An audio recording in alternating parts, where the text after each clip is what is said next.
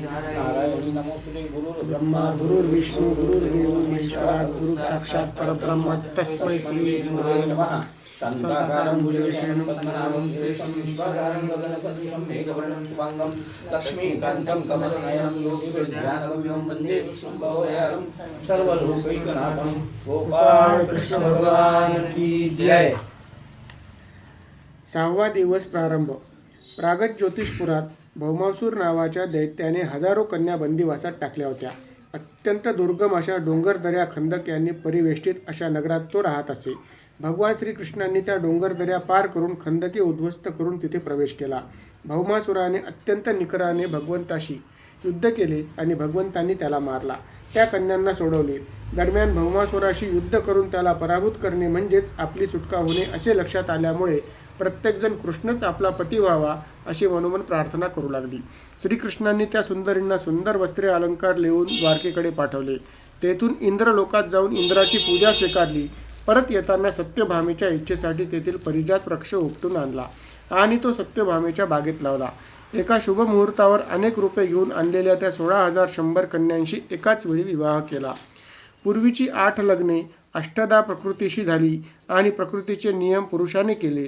तसेच या 16,100 स्त्रिया म्हणजे वेदातील उपासना कांडाच्या गृहस्थ धर्मासाठी सांगितलेल्या उपदेशपर ऋचा आहेत. पृथ्वीवरील लोकांनी अनाचाराने त्याचा वापर सुरू केला होता. त्याचा बिमोड करून भगवंतांनी त्या पुन्हा वेदप्रणीत भगवत पूजनात लावल्या असेही चिंतन केले आहे. भगवंतांनी त्या स्त्रियांबरोबर गृहस्थ धर्म व्यतीत केला.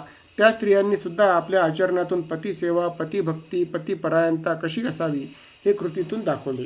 प्रद्युम्न, चारुभानू, गद, साम इत्यादी यदुवंशीय राजकुमार श्रीकृष्णांचे पुत्र नित्याप्रमाणे उपवनात खेळण्यास गेले होते. त्यांना तहान लागल्यामुळे ते पाण्याचा शोध घेत असताना त्यांना एका कोरड्या विहिरीत मोठा विचित्र प्राणी दिसला. तो महाकाय सरड्यासारखा प्राणी होता. कदाचित आज डायनासोर आणि त्यांच्या प्रजाती उत्पत्तीबद्दल ज्या मोहिमा चालल्या आहेत तोच हा असू शकेल, कारण त्याचे वर्णन करताना भागवतकारांनी तो पर्वताच्या आकाराचा महाकाय असे वर्णन केले आहे. त्या राजपुत्रांनी श्रीकृष्णांना ही वार्ता कथन केली. श्रीकृष्ण हे ऐकून त्या विहिरीपाशी आले. त्यांनी डाव्या हाताने सहजपणे त्याला बाहेर काढले. उत्पत्ती स्थिती प्रलयांचे नियंते भगवान त्यांना अशक्य ते काय. तो प्राणी बाहेर येताच त्याचे रूप पालटले. तो एखाद्या दिव्य पुरुषासारखा भरजरी वस्त्रे आणि अलंकाराने युक्त देहधारी झाला. श्रीकृष्णांनी त्याला विचारले, हे महाभाग, तू कोण आहेस आणि तुझी अशी अवस्था का झाली. तेव्हा तो म्हणाला, हे प्रभू, मी नग नावाचा राजा, इक्ष्वाकू वंशात त्यांचा पुत्र होतो. राजा असताना मी अपरिमित गायी दान केल्या. ब्राह्मणांना वस्त्रे, जमीन, गायी, सोने वगैरे दान केले. एकदा एक चुकलेली गाय एका ब्राह्मणाने माझ्या गोधनात मिसळली. मला याची कल्पनाच नव्हती. असंख्य असे गोधन माझ्याकडे असल्यामुळे एखाद्या गायीबद्दल मला विशेषत्वाने काही माहिती असणे शक्यही नव्हते आणि आवश्यकही नव्हते. मी ती दुसऱ्याच ब्राह्मणाला दान दिली. तो ब्राह्मण त्या गायीला घेऊन जात असता पहिला मूळ ब्राह्मण तिथे आला. तो त्या गायीवर आपला अधिकार सांगू लागला. दोघात वाद झाला. मी दोघांनाही समजावण्याचा प्रयत्न केला. त्या गायीच्या बदल्यात 1,00,000 गायी देण्याचेही अभिवचन दिले, पण ते दोघेही दानावरचा अधिकार सोडण्यास तयार झाले नाहीत व तसेच ते निघून गेले. दान दिलेले परत घेणे, तेच पुन्हा दान देणे यातून निर्माण होणाऱ्या पातकाचे मला ज्ञान होते. म्हणून मी त्यांची परोपरीने करुणा भागली, पण उपयोग झाला नाही. माझे प्रारब्ध आडवे आले. असो, यथावकाश मी आयुष्य संपल्यावर यमपुरात गेलो. तेथे यमराजांनी मला विचारले, राजा, तू तुझ्या पुण्याचे फळ आधी भोगशील की पापाचे. याचा अर्थ अधिक पुण्य केल्याने त्यातून पाप वजा होत नाही. कोणतेही कमी असो, कोणतेही जास्त असो, ते वेगवेगळेच भोगावे लागते. भ्रष्टाचार करून मंदिरे बांधली तरी भ्रष्टाचार माफ होत नाही. गुरूंची निंदा करून जन्मभर पाय धुतले तरी डाग जात नाहीत. तेव्हा पाप करूच नाही. श्रीकृष्ण म्हणाले, अत्यंत तेजस्वी लोकसुद्धा ब्राह्मणाचे धन हिरावून घेऊन पचवू शकत नाहीत. एक वेळ हलाहल विषही उपायांनी उतरवता येईल, पण ब्राह्मणांचे हिसकावलेले धन त्याहून भयंकर विष आहे. ते घेणाऱ्यालाच नव्हे तर संपूर्ण कुलाचा नाश करते. जाणून अथवा अजाणता, सांगून अथवा संमतीशिवाय ब्राह्मणाच्या धनाचा उपयोग घेतला तर त्याच्या 7 पिढ्या नष्ट होतात. एका गायीच्या अपहरणाचा परिणाम म्हणून लक्षावधी गायींचे दान करणारा नगराजा किती खोल खड्ड्यात पडला हे त्याचे अधपतनच नव्हे काय. या कलियुगात मात्र हे परिणाम याची देही याची डोळा बघायला मिळतात. तेव्हा कृष्णाला नगराजाने प्रदक्षिणा केली आणि श्रेष्ठ लोकात गमन केले. तेव्हा आप्तांनो, ब्राह्मणांनी जरी अपराध केला तरी सुद्धा त्यांचा द्वेष करू नका, त्याच्या वाईट वागण्याचेही प्रत्युत्तर करू नका, असा उपदेश करून श्रीकृष्ण भगवान आपल्या महालात निघून गेले. नंद गोप व्रजवासींची प्रकर्षाने आठवण होऊ लागली, म्हणून बलरामांनी व्रजात जाण्याचा निर्णय घेतला आणि ते रथारूढ होऊन व्रजात आले. तिथे सर्व आप्त स्वकीय गोप गोपी यांच्याशी प्रेमाचा वार्तालाप केला. यमुनेच्या काठावर चंद्राच्या शीतल चांदण्यात गोपींबरोबर सुखसंवाद केले. वरुणाची कन्या वारुणी तेथे वाहत आली. तिच्या धुंद सुगंधाने सर्वजण धुंद झाले. अशा स्थितीत यमुना विहार करावा म्हणून बलरामांनी यमुनेला पाचारण केले. धुंद अवस्थेचा निषेध म्हणून यमुना आली नाही, तेव्हा बलरामांनी नांगराने तिला ओढले, यमुनाकर्षण केले. यमुनेला आपल्या कृतीचा पश्चाताप झाला. यमुनेने रामांची क्षमा मागितली आणि आता त्यांच्या नांगरांच्या फळाने ओढलेल्या मार्गानेच ती वाहत आहे. नंतर श्रीकृष्णांनी करुष नरेश पौंड्रकाचा उद्धार केला. तो स्वतःच कृष्ण आहे असे समजून वागत असे व सर्व मान सन्मान मिळवित असे. त्यांच्या खोटेपणाचा अंत केला. असाच काशी व द्विविदाचा उद्धारसुद्धा केला. सांब विवाह. कुरुवंशातील दुर्योधनाची कन्या लक्ष्मणा हिला जांबवतीचा पुत्र साम याने पळवली. अर्थात स्वयंवरातून. पण दुर्योधन क्रोधाविष्ट झाला. त्याने आपल्यासोबत कर्ण, भूरिश्रवा वगैरे योद्धे घेऊन कृष्णपुत्र सांबाला पकडण्यासाठी निघाले. रस्त्यात त्यांनी सांबाला अडवले व युद्ध सुरू केले. एकटा सांब आणि 6 कौरववीर अशी लढाई सुरू झाली. सांबाने एकाच वेळी 6 बाण सोडून त्यांना जर्जर केले, पण त्या कौरववीरांनी एकाच वेळी त्यांच्यावर बाणांचा वर्षाव करून सांबाला रथातून खाली पाडले. नंतर त्याला रथात बांधून कन्या लक्ष्मणेसह ते हस्तिनापुरात परत आले. नारदांनी हे वृत्त यादवांना सांगितले. उग्रसेन महाराजांनी त्यांना आज्ञा केली, कौरवावर चालून जा. बलरामांनी त्यांना शांत केले आणि स्वतः काही ज्येष्ठ मंडळी घेऊन ते हस्तिनापुरास आले. बाहेर एका उपवनात थांबून त्यांनी ब्राह्मणाकरवी निरोप पाठवला. हे ऐकून कौरव बलरामांच्या स्वागतासाठी गेले. तिथे बलरामांनी सांगितले, तुम्ही अनेकांनी अधर्माने एकट्या आणि धर्मशील सांबाला पकडले. आपापसात युद्ध नको म्हणून तुम्ही त्यांना सोडा. उन्मत्त कौरव म्हणाले, अरे आमच्याच आधाराने तुम्ही जगत आहात, तेव्हा पायातल्या वाहनाने सिंहासनाची हाव धरू नये. हे ऐकून बलराम रागाने लालबुंद झाले. नांगराच्या फाळाने आता ते सगळेच कौरव संपवतो म्हणून त्यांनी तो फाळ जमिनीवर रोवून गंगेकडे ओढले. ते सगळेच बुडवून टाकण्याची त्यांची ती प्रचंड शक्ती पाहून सर्व कौरव भयभीत झाले. बलरामाची क्षमा प्रार्थना केली आणि सांबाला लक्ष्मणा दिली. विवाह प्रित्यर्थ भरघोस अश्व, गज, धन, दासी दिल्या. आजही दक्षिणेकडे उंच व गंगेकडे झुकलेले हस्तिनापूर बलरामांच्या प्रतापाची ग्वाही देत आहे.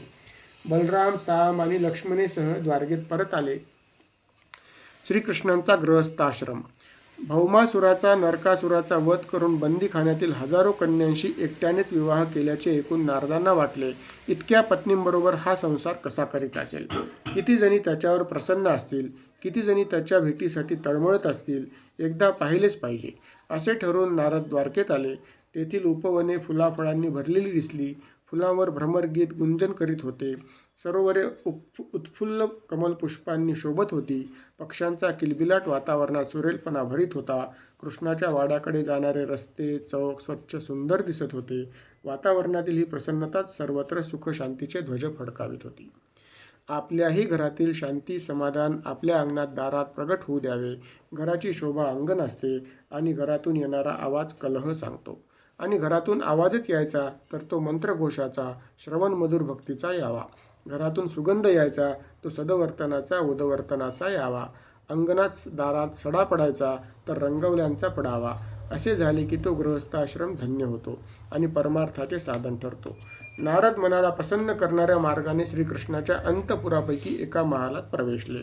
तेथील आसने, मंचक आणि दालनातील भिंतीसुद्धा फुलामाळांनी, मोत्याच्या हारांनी नटले होते. इकडे तिकडे मिरवणाऱ्या दासदासीसुद्धा सुंदर वस्त्रालंकारांनी नटले होते. रत्नजडित समया, कारंजे अंतपुराची शोभा वाढवित होते. देवर्षींनी पाहिले, भगवंत रुक्मिणीसह उपस्थित राहून स्वतः रुक्मिणी सोन्याची दांडी असलेली चौरी घेऊन भगवंताला वारा घालीत होती. नारदांना पाहताच भगवंत उठले. नारदांना नमस्कार केला आणि आपल्या आसनावर बसवले. पाद्यपूजा केली. स्वतः भगवंतही ब्राह्मणांना देवच मानणारे आहेत, म्हणूनच त्यांचे एक नाव ब्राह्मण्य देव आहे. अशा प्रकारे नारद प्रत्येक अंतपुरात डोकावून आले. भगवान कुठे स्नान करीत आहेत, कुठे संध्या करीत आहेत, कुठे आपल्या बालकांबरोबर खेळत आहेत, तर कुठे राणींबरोबर दूध खेळत आहेत, असे कुठे राजसभेत मंत्र्यांसह चर्चा करीत आहेत. हे पाहून नारद म्हणाले, देवा, आपण योगेश्वर आहात. सर्वत्र उपस्थित राहून तुम्ही स्वतःच जगत चालक आहात, याचे आम्हाला प्रत्यंतर दिले आहे. आता मला परवानगी द्या. त्रिखंडात तुमच्या या चरित्राचे गायन करीत मी परिभ्रमण करीन. अशा तऱ्हेने कालक्रमणा सुरू असताना एके दिवशी एक मनुष्य तिथे आला. श्रीकृष्णाच्या परवानगीने तो सभागृहात आला आणि सांगू लागला, जरासंधाच्या दिग्विजयाच्या वेळी ज्या 20,000 राजांनी त्यांचे मांडलिकत्व मान्य केले नाही, त्यांना जरासंधाने बंदी करून एका किल्ल्यात डांबून ठेवले आहे. त्यांनी त्यांची शरणागती माझ्याद्वारे कळविली आहे. ते सर्व राजे आपले दर्शनाभिलाषी आहेत. कृष्ण काही बोलणार एवढ्यात देवर्षी नारद तेथे आले. त्यांना अर्घ्य पाद्य आसन दिल्यावर त्यांनी विचारले, हे देवर्षी, सर्व लोकात कुशल मंगल आहे ना? आपला संचार तिन्ही लोकी असल्यामुळे तेथील क्षेम समाचार आपणाकडूनच आम्हास कळत असतो. त्रिभुवनात कोणतीही घटना आपल्यापासून लपून राहत नाही. तेव्हा पांडवांचे काही वर्तमान, त्यांचे काय चालू आहे? नारद म्हणाले, हे प्रभू, जगात आपल्या इच्छेशिवाय काहीच घडू शकत नाही. जे काही चांगले वाईट, आकलनीय अनाकलनीय, प्रेय द्वेष्य काही घडले तरी यामागे आपलीच प्रेरणा असते. आपले कार्य अचिंत्य आहे. आपण जगात असूनही पांडवांविषयी मला विचारले म्हणून सांगतो. राजा युधिष्ठिर आपला आतेभाऊ आपली श्रेष्ठ पूजा करावी या हेतूने यज्ञात श्रेष्ठ असा राजसूय यज्ञ करण्याच्या विचारात आहे. तेव्हा आपण त्यांना तिकडे जाऊन सहाय्य करावे, कारण ते तुम्हाला शरणागत आहेत. तुमच्यामुळे कैदेतील ते राजेही मुक्त होतील. जरासंधाला जिंकेल असा केवळ भीमसेनच आहे. खरे तर तुम्ही उत्पत्ती स्थिती लयाचे कारण आहात. ब्रह्मदेव आणि शंकर तर निमित्त मात्र आहेत. तसेच जरासंध तुम्हाला जिंक्य आहे. भीमसेन तर निमित्त मात्र आहे. युधिष्ठिराचा राजसूय यज्ञ हे एक कारणच आहे. श्रीकृष्णांनी हा विचार मान्य केला व सारथ्यांना प्रस्थानाची तयारी करण्यास सांगितले. रथ, घोडे, हत्ती, पायदळ अशी सेना घेऊन श्रीकृष्ण इंद्रप्रस्थाकडे निघाले. रुक्मिणी वगैरे श्रीकृष्णांच्या राण्या परिवार त्यांच्या सोबत निघाले. मार्गात लागणारी सामग्री उंट, बैल, गाढवे, खेचर यांच्यावर टाकून निघाले. ती प्रचंड सेना, तो जनसागर, घोडे वगैरेंच्या चालण्याने उडणारी धूळ, वाहणाऱ्या वाऱ्यामुळे फडफडणाऱ्या ध्वजपताकांचे आवाज, जणू समुद्र खवळला आहे आणि लाटांचे लोटच पुढे सरकत आहेत असे ते दृश्य होते. मार्गातील अनेक गावे, अनेक राज्ये, नद्या, डोंगर पार करून श्रीकृष्ण सैन्यांसह इंद्रप्रस्थाला पोहोचले. श्रीकृष्ण येत असल्याची वार्ता कळताच राजा युधिष्ठिर स्वागताची तयारी करून नगराबाहेर गेला. श्रीकृष्णाला 5ही पांडवांनी आनंदाने मिठी मारली. कृष्णांनी कुरुवंशातील वृद्धांना नमस्कार केला. सर्व नगरजनांच्या स्तुती सुमनांच्या वर्षावा श्रीकृष्णांनी आप्त परिवारासह इंद्रप्रस्थ नगरीत प्रवेश केला. श्रीकृष्णांच्या स्वागतासाठी नगरातील लोकांनी आपापल्या घरांना तोरणे लावली, पताका लावल्या, जागोजागी रांगोळ्या काढल्या, अत्तराचे सडे शिंपडले, फुलांच्या माळा लावल्या. तरुणी आपापल्या गच्चीवरून श्रीकृष्ण दर्शनासाठी आतुर उभ्या होत्या. सगळ्यांना मंद स्मिताने अभिवादन स्वीकारीत श्रीकृष्ण राजवाड्यात आले. आत्या कुंती इतर ज्येष्ठ श्रेष्ठांना अभिवादन केले. द्रौपदीने कुंतीच्या सांगण्यावरून रुक्मिणी, सत्यभामा, भद्रा, जांबवती, कालिंदी, मित्रविंदा, लक्ष्मणा आणि सत्या या 8 पट्ट राण्या व इतरही राण्यांचा यथोचित सत्कार केला. श्रीकृष्ण सहपरिवार काही महिने तिथेच राहिले. एके दिवशी सभेमध्ये श्रीकृष्णांना उद्देशून युधिष्ठिर म्हणाला, हे गोविंदा, यज्ञात श्रेष्ठ असा राजसूय यज्ञ करून आपल्या सर्व विभूतींची पूजा करावी अशी माझी इच्छा आहे. आपण सर्वज्ञ आहात, माझी इच्छा पुरी करा. श्री भगवान म्हणाले, हे शत्रुंजया, तुझा हा संकल्प फारच चांगला आहे. पृथ्वीवरील सर्व राजांना जिंकून सामग्री गोळा करून तू हा महायज्ञ कर. महाराज युधिष्ठिर भगवंताच्या उद्गाराने अत्यंत प्रसन्न झाले आणि आपल्या 4ही भावांना दिग्विजय करण्यास आज्ञा केली. जरासंध वध. जगाच्या 4ही दिशांना ते 4 पांडव सेनेसह गेले आणि विजय व संपत्ती मिळवून आले. अजून जरासंधाला जिंकणे शिल्लक होते. श्रीकृष्णांनी राजा युधिष्ठिराला एक युक्ती सांगितली. जरासंध हा ब्राह्मण पूजक होता. अतिथीच्या वेळी आलेल्या ब्राह्मणांचा तो आदर सत्कार करीत होता. अशा वेळी अर्जुन आणि भीमसेनाने ब्राह्मण वेशात जरासंधाकडे जावे, द्वंद्व युद्धाचे आव्हान द्यावे आणि कार्यसिद्धी होईल. कृष्णाचा सल्ला दुर्लक्षण्यासारखा नसतोच. झाले. भीमार्जुन कृष्णासह गिरिध्वजाला जरासंधाकडे गेले. म्हणाले, राजा, आम्ही तिघेही अतिथी म्हणून आपल्याकडे आलो. अतिथी म्हणजे न ठरलेला, निश्चित नसलेला किंवा अनाहूत आलेला. आपण मात्र मोठमोठे समारंभ प्रमुख अतिथी ठरवून करतो. असो. जरासंधाने विचारले, तुम्हाला काय हवे ते मागा. राजन, नाशवंत सर्व काही, अगदी शरीरही देऊन अविनाशी पद मिळविण्याची या देशांची परंपरा आहे. हरिश्चंद्र म्हणजे दान, असेच जणू समीकरण आहे. शिवाय सहनशील व्यक्तीला काय सहन होत नाही, दुष्टाला न करण्यासारखे काही नाही, उदारांना काय देणे शक्य नाही, आणि समदर्शीला परका कोण आहे. त्या अतिथींचे ते बोलणे, वागणे, हातावरील धनुष्यबाणाचे पडलेले ते रण पाहून हे ब्राह्मण नाहीत, पण यांना पूर्वी कुठे पाहिले ते तो आठवू लागला. पण आठवत नव्हते. ठीक आहे, आता मागाल ते देतो म्हटले आहे तर तसेच होईल, कारण भगवंतांनी अनेक अवतारात वेश पालटून कित्येकांना उद्धारले. माझी परीक्षेची वेळ असेल आणि उद्धाराची वेळ आली असेल असा विचार करून तो दानात सिद्ध झाला. म्हणाला, मागा. श्रीकृष्ण म्हणाले, राजा, आम्हाला अन्न वस्त्रादिकांची आवश्यकता नाही. आम्ही क्षत्रिय आहोत आणि आपल्याशी युद्धाची अपेक्षा घेऊन आलो आहोत. मी या दोघांचा मामे भाऊ व तुझा शत्रू कृष्ण आहे. जरासंध म्हणाला, अरे तू तर मला भिवून समुद्रात लपलास, त्यामुळे तुझ्याशी मी लढणार नाही. अर्जुन माझ्यापेक्षा लहान आहे म्हणून लढणार नाही. हा भीमसेन माझ्या बरोबरीचा वाटतो, याच्याशी मी लढेन. जरासंध आणि भीमसेन यांचे द्वंद्व ठरले. जरासंधाने आपली गदा घेतली, भीमसेनाला दुसरी गदा दिली आणि गदायुद्ध सुरू झाले. दोघेही प्रचंड बलवान होते, त्यामुळे सपाट मैदानावर दोन महाकाय हत्ती एकमेकांशी टकराव करीत आहेत असे वाटू लागले.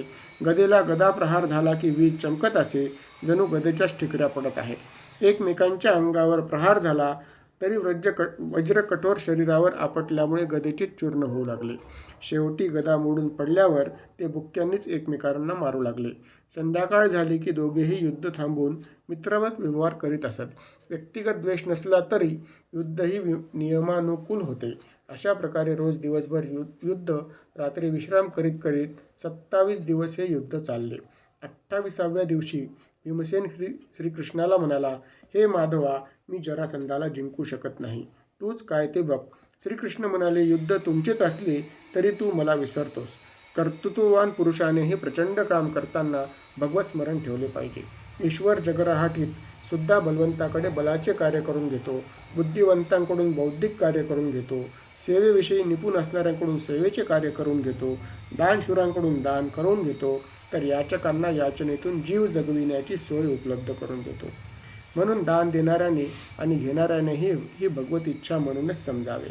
कर्तृत्ववान भीमानी अहंकारानेही ते लक्षात ठेवावे की जीव हा भगवंत कार्याचे माध्यम आहे, तो स्वयंपूर्ण किंवा स्वतंत्र नाही. म्हणून भीमसेनाला कृष्ण म्हणाले, माझ्याकडे पहा, माझे स्मरण कर. भगवंताचा अभिप्राय समजून भीमाने दुसऱ्या दिवशी कृष्णाकडे पाहिले. कृष्णांनी एक फांदी मधोमध चिरून फेकून दिली. भीमसेनाला अर्थ कळाला. त्याने जरासंधाला पालथे पाडले. एका पायावर पाय ठेवून दुसरा पाय असा ओढला की त्याचे फांदीसारखेच दोन भाग झाले. भगवंतांनी भीमाचा गौरव केला आणि बंदिवासातील सर्व राजांना सोडवले. त्यांना वस्त्रे आभूषणे देऊन भगवत भक्तीचे व अहंकार रहित वागण्याचे आशीर्वाद दिले. अग्रपूजा शिशुपाल वध. आता जरासंध वधानंतर पृथ्वीवर युधिष्ठिर अजय झाला. त्यामुळे भगवंताच्या अनुज्ञेने राजसूय यज्ञाची सामग्री जमवण्यास प्रारंभ केला. व्यास, भरद्वाज, विश्वामित्र, पराशर, गर्ग आदी विद्वान तपस्वी ब्राह्मणांना ऋत्विज म्हणून नेमले. तसेच द्रोण, भीष्माचार्य, कृपाचार्य, धृतराष्ट्र यांचे पुत्र विदुर यांनाही आमंत्रित केले. हा यज्ञ पाहण्यासाठी सर्व देशभरातील राजांना निमंत्रित केले होते. यज्ञभूमी सोन्याच्या नांगराने सपाट केली. ब्राह्मणांनी राजा युधिष्ठिराला विधीपूर्वक यज्ञ दीक्षा दिली. यज्ञात कोणत्या तरी सर्वश्रेष्ठ सदस्याची अग्रपूजा करावयाची असते. होम हवनासहितच नव्हे तर ज्ञानयज्ञ, जपयज्ञ असला तरी उपस्थितामधील ज्येष्ठश्रेष्ठ विद्वान, तपस्वी, समाजाग्रणी व्यक्तींचा मान अपमान सन्मान केला पाहिजे. आजकाल लोकांना याचा विसर पडला किंवा असे समारंभही फारसे होत नाहीत. पण लग्नात मात्र आपण अनावश्यक तऱ्हेने निमंत्रितातील पुढारी मंडळींचा सत्कार करतो. वधूवर आणि मुहूर्तही ताटकळत बसतो. हे योग्य नाही. लग्नात वधूवर हेच उत्सवमूर्ती आहेत आणि विवाह प्रयोगात त्यांना लक्ष्मी नारायण स्वरूप समजून विवाहविधी सांगितला आहे. असो, राजसूय यज्ञात प्रत्यक्ष भगवंत उपस्थित आहेत, तिथे अविधी काहीच होणार नाही. सर्वजण विचार विनिमय करू लागले. तेव्हा सहदेव म्हणाला, हे विश्व ज्याचे रूप आहे, देश काल स्थिती सर्व ज्याच्यातच समाहित आहे, जे स्वतःच यज्ञरूप आहेत, त्या भगवान श्रीकृष्णाविषयी इथे अग्रमानाचा कुणीही अधिकारी नाही. म्हणून श्रीकृष्णांचीच अग्रपूजा करावी असे म्हणता सर्व सदस्यांनी सर्व उपस्थितांनी श्रीकृष्णाच्या नावाचा जय जयकार करून अनुमोदन केले. पण सभेत उपस्थित शिशुपाल मात्र विरोधात गेले. युधिष्ठिरांनी केलेली सागर संगीत पूजा पाहून तो अत्यंत क्रोधाविष्ट होऊन श्रीकृष्णांना अर्वाच्य शब्दात बोलू लागला. येथे अनेक विद्वान तपस्वी श्रेष्ठ ऋषी असताना या कृष्णाला अग्रपूजेचा मान तुम्ही कसा काय दिला? कुल कलंकाला मान देणे योग्य नाही. यज्ञाचा आविर्भाव कुठे कावळ्याला देतात काय? याला कुलहीन म्हणावे. महाराज ययातींनी त्यांच्या कुळालाच शाप दिला आहे, त्यामुळे हे बहिष्कृत आहेत. याचे वर्तन आचरणही धर्मबाह्य आहे. भगवंताची अशी निंदा सुरू असताना सभेतून श्रेष्ठ विद्वान सभासद सभात्याग करून जाऊ लागले. भगवंताची निंदा ऐकल्याने ऐकणाऱ्याचा पुण्यक्षय होतो. सभेतील अनेक राजे जेव्हा शिशुपालावर चालून जात होते तेव्हा श्रीकृष्णांनी त्यांना अडवले व सुदर्शन चक्राच्या साह्याने शिशुपालाचे मस्तक उडवले. शिशुपाल पडताच त्याच्या शरीरातून एक ज्योत बाहेर पडली व सर्वांच्या समोरच कृष्णात जाऊन लुप्त झाली. कृष्णाची निर्भत्सना करीत अनेक कालापासून सहजगत्या भगवत चिंतन घडल्यामुळे शिशुपालाचा उद्धार झाला. यज्ञ संपन्न झाला. युधिष्ठिराने कृष्णाला विनंती केल्याने ते तिथे राहिले आणि काही काळानंतर युधिष्ठिराचा निरोप घेऊन द्वारकेला सहपरिवार प्रस्थान केले. राजाने देव, मनुष्य आणि गंधर्वादींचा यथायोग्य सत्कार केला. नंतर ते सर्व आपापल्या लोकी निघून गेले. राजा युधिष्ठिरासाठी कृष्णाच्या सांगण्यावरून मय नावाच्या वास्तुविशारदाने बनवलेल्या अद्भुत दालनात राजा, कृष्ण, राण्या वगैरे सर्व बसले असताना शिशुपाल वधाने क्रोधित झालेला दुर्योधन तेथे आला. रागाच्या भरात त्याला पाणी आणि जमीन यात फरक करता आला नाही. तो जमिनीला पाणी समजून वस्त्रे वर करून चालू लागला आणि पाण्याला जमीन समजून धपकन पडला. सर्वजण हसू लागले. युधिष्ठिर त्यांना शांत करीत होता. द्रौपदी हसली आणि त्याला आंधळा म्हणाली, याची साक्ष भागवत देत नाही. अशा तऱ्हेने दुर्योधनाचा दडपडाट होण्याचे कारण अग्रपूजा, शिशुपाल वध आणि मयसभा संचार अशी त्रिविध घडली. शिशुपालाच्या वधाप्रमाणेच दंतवक्त्राचाही उद्धार केला. सूतवध. कौरव पांडवांमध्ये वितुष्ट आले. आता त्यांच्यामध्ये घनघोर युद्ध होणार असे बलरामांना लक्षात आले. दुर्योधन आणि भीम दोघेही बलरामाचे शिष्य. गदायुद्धाचे शिक्षण त्यांनीच दिले. शिवाय हे दोघे आते मामे भाऊ. भावाभावांच्या कलहात आपण कोणतीही भूमिका घेतली तरी ते पक्षपातीच होते. त्यापेक्षा आपण तीर्थयात्रेला जावे असा विचार करून बलराम तीर्थयात्रेला निघाले. अनेक तीर्थे करीत ते सरस्वती नदीत तीर्थ, यमुना व गंगा तटावरील तीर्थक्षेत्राचे पर्यटन करीत नैमिषारण्यात गेले. निमिष मात्र पुण्य येथे केले तरी ते मोक्ष प्राप्त करून देते म्हणून त्यास नैमिषारण्य म्हणतात. तेथे अनेक ऋषी दीर्घकाळ यज्ञ करत राहतात. तेथे बलराम येता सर्वांनी त्यांना उत्थापन देऊन सन्मान केला. त्या सर्वांच्या सोबतच बलरामही बसले. व्यासपीठावर व्यासांचा शिष्य रोमहर्षण बसला होता. त्याने बलरामांची दखलही घेतली नाही. सूत कुळातील हा रोमहर्षण प्रतिलोम आहे. क्षत्रिय आणि ब्राह्मणीपासून उत्पन्न झालेला आहे. त्याने मर्यादेचा भंग केला आहे. आपल्या धर्माचे पालन न करता स्वतःला पंडित समजत आहे. हा गर्विष्ठ व उद्दाम झाला आहे. त्यामुळे धर्महानी करणाऱ्याला मृत्यूदंडच द्यावयास पाहिजे. व्यासांकडून याने पुराणे, धर्मशास्त्र, इतिहास असे बरेच ज्ञान संपादन केले आहे, तरी याला धर्म कळाला नाही का? हा पंडितांचे सोंग करीत आहे का? जे लोक धार्मिकतेचे ढोंग करतात, स्वतःचा धर्म पाळत नाहीत आणि परोपदेश पांडित्य दाखवतात, ते दंडनीयच ठरतात. असे म्हणून बलरामाने दर्भाचे टोक रोमहर्षणास लावले. मात्र तोच रोमहर्षण मरून पडला. याच्या पूर्वीच्या युगात, त्रेतायुगातही असेच घडले होते. रामचंद्राचे राज्य असताना शंभुक तपश्चर्येला बसला होता. धर्मपालन, धर्मरक्षण, सर्व मर्यादांचे पालन हा उद्देश ज्या काळात होता त्या काळात अधर्माचे उच्चाटन अग्रक्रमाने होणे अपेक्षितच असते. प्रभू रामचंद्रांनी शंभुकाला तपापासून परावृत्त करण्याचा प्रयत्न केला. तो असफल झाला तेव्हा त्याचा वध केला. आज धर्म अधर्म हा विषयच दुर्लक्षित आहे. त्यामुळे या काळाच्या विचारानुसार राम दोषी ठरवला जात आहे. त्या काळी शंभुक दोषी होता. बलरामांनी पुढच्या युगात, द्वापर युगातही असेच केले. रोमहर्षणाचा वध केला. सर्व ऋषींनी हाहाकार केला आणि बलरामांना दोष लावला. ऋषी म्हणाले, या यज्ञात आम्ही त्यांना ब्रह्मासन दिले होते, म्हणून ते अजाणतेपणी का होईना, पण तुमच्याकडून ब्रह्महत्याच घडली आहे. कारण आम्ही सर्वांनी हा यज्ञ संपेपर्यंत रोमहर्षांना दीर्घायुष्य, शारीरिक कष्टराहित्य, इंद्रियांची शक्ती वगैरे यांना दिले होते. आता ऋषीवचन लांछन व यज्ञभंग दोन्हीही घडले आहे. हा अपराधच आहे, परंतु आपण स्वतःच अवतार धारण केला असल्यामुळे आम्हीच काय, पण वेदसुद्धा त्या कृत्याबद्दल बोलत नाहीत. कारण वेद हे प्रत्यक्ष देवच आहेत. वेदाची स्तुती ही देवाची स्तुती आहे. वेदवचन आणि देववचनच आहे. मग देवाच्या कायद्यात देवाच्या शिक्षेची तरतूद कशी असेल? म्हणून हे बलरामा, लोकांना न्यायाचा, धर्माचा, पावित्र्याचा धडा घालून देण्यासाठी आपणच आपले प्रायश्चित घ्यावे. देवांचा आणि देवाच्या कायद्याचा अर्थात धर्माचा असा गौरव केला असला तरी अपराधच आहे आणि त्याला शिक्षाही आहेच, असा या घटनेचा गर्भित अर्थ आहे. बलरामांनी ते मान्य केले आणि आत्मा वैपुत्र या वेदवचनानुसार रोमहर्षणाच्या पुत्राला ते सर्व दिले आणि तो यज्ञ पूर्ववत झाला. ऋषींनी त्यांना बलरामांना 1 वर्ष तीर्थयात्रा करण्याचे, त्यांच्या यज्ञात विघ्न उत्पन्न करणाऱ्या बलवल दैत्याचा नाश करण्याचे सांगितले. बलराम तीर्थयात्रेत महेशमती नगराजवळ नर्मदेच्या सानिध्यात गेले. स्नान दानादी कर्मे करून प्रभास क्षेत्री आले. तेथेच त्यांना कौरव पांडवात मोठे युद्ध झाले आणि पृथ्वीचा भार हलका झाल्याचे कळले.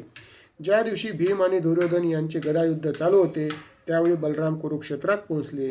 ते म्हणाले, हे दुर्योधना, हे भीमसेना, तुम्ही दोघेही तुल्यबळ आहात. भीमसेन अधिक बलवान आहे तर दुर्योधन अधिक कुशल आहे. म्हणून तुमच्यापैकी कुणीही जित अथवा पराजित होऊ शकत नाही. म्हणून हे युद्ध थांबवा. बलरामांचे म्हणणे खरे होते, पण दोघांनाही पूर्ववृत्तांत, वैर, दुरुत्तरे आठवून क्रोध उफाळून येऊ लागला. वस्तुस्थिती लक्षात घेऊन बलराम निघून गेले, द्वारकेत आले. सुदाम्याचा वृत्तांत. सुदामा अत्यंत गरीब ब्राह्मण. सांदीपनी ऋषींच्या आश्रमात भगवान श्रीकृष्ण आणि सुदामा सहपाठी होते. एकत्र विद्याभ्यास करीत होते. दोघे मिळून गुरुसेवा करताना अनेकदा जंगलात एकटे फिरले होते. पाऊस वारा यांची तमा न बाळगता ते गुरूंच्या आज्ञेने जंगलात जाऊन लाकूड फाटा गोळा करून आणीत असत. एकदा असेच जंगलात गेल्यावर संध्याकाळ झाली. सोसाट्याचा वारा वाहू लागला. अचानक धो पाऊस पडू लागला. अंधारामुळे आणि चोहीकडे झालेल्या पावसामुळे त्यांना मार्गच सापडत नव्हता. ते तसेच दोघे एकमेकांचे हात धरून वृक्षाच्या आसऱ्याने थांबले. कशीबशी रात्र काढली. सकाळीच गुरुदेव त्यांना शोधित तेथे आले. गुरूंना पाहताच त्या दोघांनी वंदन केले. गुरु म्हणाले, या जगात सर्वांना आपले शरीर प्राण अत्यंत प्रिय असतात. गुरूंसाठी कुणी धनसंपत्ती देईल, पण शरीर प्राण रक्षणास त्याहूनही अधिक महत्त्व देतात.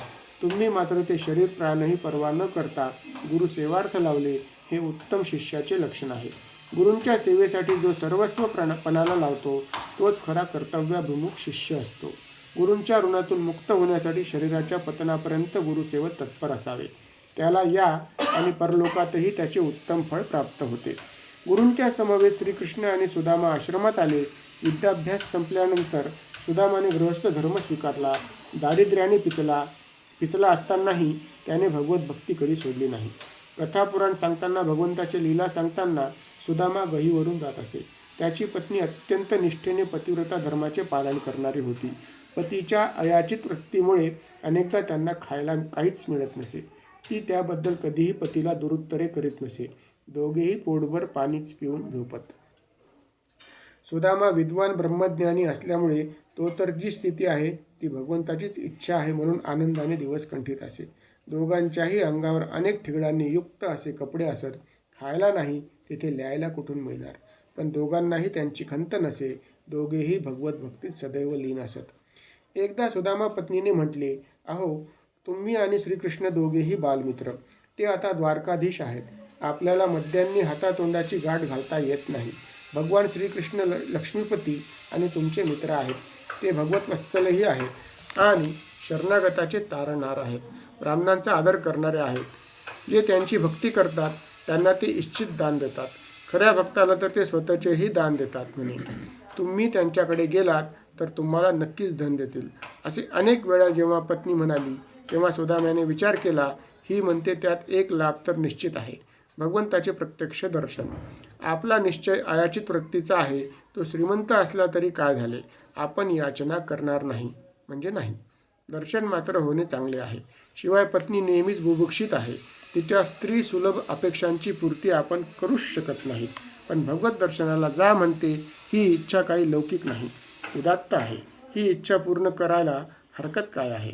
असेही कुलस्त्रीचे अंतःकरण नेहमीच चिंताकुलित राहू नये, हा पतिधर्मही आहे. असा विचार करून सुदामाने श्रीकृष्णाकडे जाण्याचा निश्चय केला आणि पत्नीला सांगितले, ठीक आहे, मी द्वारकेला माझ्या परममित्राला भेटण्यास जातो. तिथे गेल्यावर त्यांना द्यावयास काहीतरी दे. ब्राह्मणाकडे, राजाकडे, देवाकडे आणि गुरूंकडे रिकाम्या हाताने जाऊ नये, असे शास्त्रवचन आहे. म्हणून घरात जे असेल ते दे. ती माऊली चिंतेत पडली. घरात काहीच नव्हते. तरीही ती शेजारच्या घरी गेली आणि वृत्तांत सांगितला. म्हणाली, काहीतरी देवाला देण्यापुरतेच द्या. शेजारणीने 4 मुठी पोहे दिले. पोटात अन्नाचा कण नसतानाही तिने सर्व पोहे कपड्यात बांधून सुदामाकडे दिले. हा प्रामाणिकपणाही वंदनीय आहे. 2-2 घास दोघांनीही खाल्ले असते तर कृष्णाला कमी पडले नसते. पण धर्मधैर्य कसल्याही परिस्थितीला शरण जात नाही. मजल दरमजल करीत सुदामा द्वारकेत पोहोचला. श्रीकृष्णाच्या राण्यांचे प्रासाद होते. तेथे एक प्रासाद विशेषच सुशोभित होता. त्या प्रासादात सुदामाने प्रवेश केला. त्याने पाहिले की रुक्मिणी आणि श्रीकृष्ण एका मंचावर बसले आहेत आणि काही गोष्टी करत आहेत.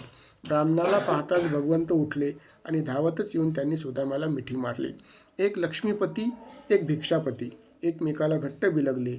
मानाने, मनाने, देहाने एकरूप झाल्यावर सुदाम्याचे दैन्य कसे राहील? भगवंताला भक्ती प्रिय आहेत. भक्तांचे ते सेवकही आहेत. पण अहंकार मात्र देवाला आवडत नाही, सहन होत नाही. भक्तासाठी स्वतःच्या प्रतिज्ञा मोडताना किंचितही विचार न करणारे यदुवर अत्यंत कृपाळू आहेत. सुदामा भगवंताकडे आला तो पत्नीच्या इच्छेसाठी. मी कृष्णालाही याचना करणार नाही, हा त्याचा सूक्ष्म अहंकारच होता. कोणताही नियम व्रत म्हणून स्वीकारला तर त्याची परिणती ही भगवत प्राप्ती असावी. भगवंताच्या समोर प्राप्तीनंतर त्याची प्रतिष्ठा नाही. धर्मराजाने खरेच बोलण्याचा निर्णय घेतला. तो उत्तम पाळला, म्हणून त्याचा रथ भूमिस्पर्श न करता चालत होता. अश्वत्थामा वधाची वार्ता सांगण्यास जेव्हा कृष्णांनी आदेश दिला तेव्हा त्याला आपल्या सत्यत्वाची चाड वाटली. सत्यच ईश्वर आहे हे तो त्याच्या रथाच्या अहंकाराने विसरला. भगवान म्हणतात त्यापेक्षा सत्य काही असू शकत नाही. त्याने नरोवा कुंजरेवा म्हटल्यावर बरोबर त्याचा रथ खाली टेकला. कृष्णावर अविश्वास केल्याचे ते फळ आहे. सुदाम्यानेही तेच केले. कृष्णापेक्षा अयाचित व्रताला महत्त्व दिले. तिन्ही त्रिभुवनाचे स्वामी असलेले भगवान त्यांना सुदाम्याचे दैन्य कळत नसेल काय? तो त्यांचा अत्यंत प्रिय मित्र होता. त्याला स्वतःचे कृपापात्र करून ऐश्वर्य संपन्न करण्यात त्याचा अहंकार. अयाचित वृत्तीची अतिरेकी तत्वनिष्ठता आड येत होती. शिवाय फाटक्या वस्त्रात आणलेले ते यत्कश्चित पोहे देण्याला लाज वाटत होती. भगवंत जगद्गुरू आहेत आणि गुरुसमोर लज्जाही असू नये. निर्लज्जो गुरु सन्निधो असे वचन आहे. अंती सुदामा आपल्या भेटीला इथपर्यंत पायपीट करीत आला. आपल्यापर्यंत यामुळेच त्याचा सूक्ष्म अहंकार संपला. पत्नीच्या इच्छेसाठी सुदामा आला. तो स्वतः ब्रह्मज्ञानी आहे. दुःख, दारिद्र्य, सुख, ऐश्वर्य दोन्हीही भगवत स्वरूपच आहेत. म्हणून सुदामाला काही मागण्याची गरज नव्हती आणि असल्या नसल्याचीही खंत नव्हती. हे जाणून भगवंताने सुदाम्याकडून घेतलेल्या पोह्याच्या एक दाण्यासाठी शतकोटींचे ऐश्वर्य दिले. संतांनी म्हटलेच आहे, घेशी तेव्हा देशी, ऐसा उदार तू ऋषिकेशी. भगवंतांनी ते पोहे अत्यंत आवडीने खाल्ले.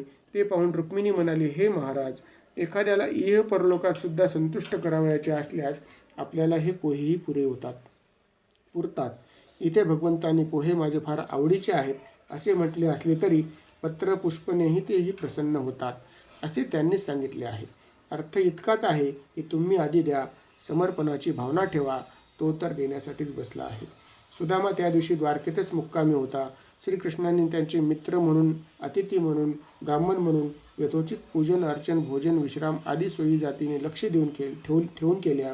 मागे नारदांनी श्रीकृष्णाची गारस्ती पाहायचे ठरवले. त्यावेळी त्यांनाही दिसले की कृष्ण राजे असले तरी गृहस्थ धर्माचे योग्य पालन करणारे आहेत. स्वतः देवाचा अवतार असले तरी नित्य स्नान संध्यादी कर्मे आवर्जून करत होते. राजकार्यही करत होते आणि मुलाबाळांसह पत्न्यांबरोबर हसत खेळतही होते. त्यांच्या चरितार्थ आणि चारित्र्यार्थ एक साथच होता. आता चळवळीच्या नावाखाली एक परिवार कर्मही पूजा आहे, कर्मकांडात अडकू नका असा प्रचार घरोघरी टोळक्याने करीत आहेत. ज्या कृष्णाच्या चरित्रातून त्यांचा हा सांगण्याचा प्रयत्न आहे ते स्वतः श्रीकृष्णसुद्धा कर्म आणि पूजा यात गल्लत करीत नव्हते. त्यांना कदाचित असे म्हणावयाचे होते की कर्मही सुद्धा पूजाच आहे. चळवळवाल्यांनी कर्महीचा अर्थ कर्मही कर्मच फक्त असा केला असावा, पण त्यामुळे कर्मकांड विरोधकांचे भले झाले आणि कर्मकांडांचा उपहास. असो, भगवंतांनी सुदाम्याला निरोप दिला. घरी परतल्यावर सुदाम्याला आपली नगरी, घर वगैरे ऐश्वर्यमंडित झालेले दिसले. नंतर श्रीकृष्ण बलरामांची व्रजातील गोपगोपींशी भेट झाली. आठवणींचे बंध फुटले. तेव्हा श्रीकृष्णांनी त्यांना अध्यात्म ज्ञान दिले आणि शोकमुक्त केले. देवकीशी भेट झाल्यावर देवकीने माझी गेलेले 6 पुत्र पाहण्याची इच्छा आहे असे सांगितले. भगवंतांनी तिची इच्छा पूर्ण केली. श्रुतदेव ब्राह्मणाच्या घरी जाऊन भगवंतांनी त्याला उपदेश केला. देव, तीर्थ, पुण्यक्षेत्र, पवित्र स्थान यांच्या योगाने मनुष्य दर्शन, पूजन वगैरे द्वारा हळूहळू पवित्र होतो. त्यात सातत्य आणि काल सापेक्षता आहे. तेव्हा गुरुपूजन ही स्वरूप पूजन आहे. त्याने तुझे परम कल्याण होईल. श्रुतदेवांनी मान्य केले. भगवंत काही दिवस राहून परत गेले. वेदस्तुती. परीक्षित आता शांत आणि गंभीर झाला आहे. त्याला आता ब्रह्मभाव स्पर्श झाला आहे. म्हणून तो विचारतो, हे भगवन, सत्व, रज, तम हे तिन्ही गुण ज्यात नाहीत आणि ज्याचे वर्णन वाणीने मनानेही करता येत नाही, असे असताना श्रुती म्हणजे वेद ब्रह्माचे वर्णन कसे करतात? परमेश्वराने जीवाला, मनुष्याला 4 पुरुषार्थाचे साधन आणि ते आकळण्यासाठी बुद्धी, मन, इंद्रिये आदी प्रदान केले. उपनिषदातून आलेल्या या ज्ञानाच्या द्वारेच तुझ्या पूर्वजांनी आत्मकल्याण करून घेतले. ब्रह्मदेवाचे मानसपुत्र सनक, सनंदन, सनातन आणि सनतकुमार एकदा चर्चा करीत होते. सनंदनला बाकीच्या तिघांनी यावर बोलण्यास सांगितले. सनंदन म्हणाले, राजकार्याविषयी जागरूक आणि सक्षम असलेला राजा पहाटे पहाटे झोपीत असताना ज्याप्रमाणे त्याचे भाट स्तुतीपाठक त्याच्या शौर्याचे गान करून त्याला जागे करतात, त्याचप्रमाणे संपूर्ण सृष्टीच्या प्रलय कालानंतर निद्रिस्त झालेल्या ब्रह्मास श्रुतीवचने जागे करतात. अर्थात वेद हे ब्रह्माची स्तुतीच करतात. जीव जो मूळचा आनंदमय आहे, कारण तो अंशी आहे आणि अंश हा आनंदच आहे, त्यावर तुम्ही मायेचे अवगुंठन घातले, त्याला गुणमय केले. त्याच्या शक्तींचा त्यामुळे त्याला विसर पडला आहे. त्याला मूळ स्वरूपाचे ज्ञान द्या. जसे घट हा मातीच्या आकारातून मुक्त झाला की माती रूपच होतो, त्याला मातीच म्हणतात. तसे जीवांना प्राप्त असलेले इंद्रिय आदी सर्व काही आपल्यात विलीन होते, त्यावेळीही केवळ आपणच शिल्लक असता. म्हणूनच मंत्रदृष्टे ऋषी व वेदमंत्रही विश्व व ब्रह्म हे एकच आहे असे मानतात. ऋषींनी स्थूलपणे मणिपूर चक्रात असणाऱ्या ब्रह्मतत्वाची उपासना सांगितली आहे. सुषुम्ना नाडीच्या माध्यमातून केलेली उपासना थेट ब्रह्मरंध्राशी जोडली आहे. या साधकांना पुनरावृत्ती नसते. हे शरीर भगवत सेवार्थ वापरले तर आपला आत्मा आपला हितेशी होतो व जीवाशिवाची गाठ घालून देतो. पण आपण हे न जाणता शरीर, घर, पुत्र, दारा यात रमतो, ते सर्वस्व व कीर्तिपर मानतो आणि वासनाक्षोभामुळे 84च्या चक्रात अडकतो. म्हणून भगवत चिंतनच परमकल्याणाचे साधन आहे. परीक्षिता तूही कर. श्रीकृष्ण लीला विहार. दशम स्कंदाच्या शेवटच्या 90व्या अध्यायात श्रीकृष्णाच्या धन्य गृहस्थाश्रमांचे सविस्तर वर्णन आले आहे. द्वारकेची शोभा, तेथे निर्माण केलेली वने, उपवने, रस्ते, पुष्करिणी यांचे वर्णन आहे. झाडांच्या रांगाच रांगा होत्या. फुलांनी बहरलेली वेलींची ताटके, फळांनी लगडलेले वृक्ष नगराची शोभा वाढवित होते. हत्ती, घोडे, उत्तम पोशाख केलेले शस्त्रसज्ज योद्धे होते. सुंदर पोशाख करून मुक्तपणे आपले आपले काम करीत फिरणारे नगरजन आणि सुंदर सुंदर रूपवती स्त्रिया आपापल्या क्षेत्रात चेंडू वगैरे खेळत कुणी खेळ पाहत असत. असे सर्वत्र सुखासमाधानाने वातावरण पसरलेले असे.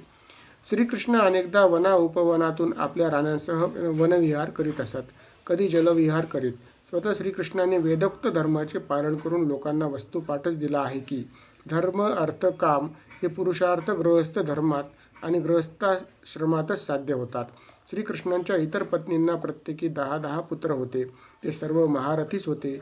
रुक्मिणीप्रमाणेच तिची भाची रुक्मीची मुलगी प्रद्युम्नाची पत्नी झाली. एका पिढीतून पुढच्या पिढीत असे अनेक विवाह यदुवंशात झाले. प्रकृतीच्या स्वाधीन नसलेले परमात्मा त्यांनी स्वतःच धर्म स्थापन केला. स्वतः त्याचे पालन करून इतरांना मार्गदर्शन केले.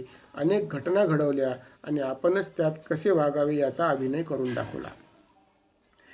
भागवत श्रवण करणे किंवा पठण करणे एवढ्याने जीवाचे कल्याण होते असे नाही.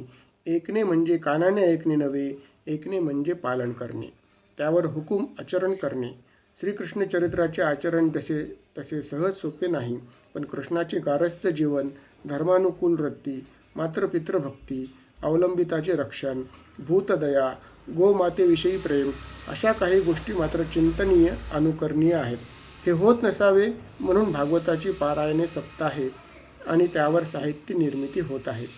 दशम स्कंद समाप्त. गोपाळ कृष्ण भगवान की जय. संपर्क असेल. हर थोडे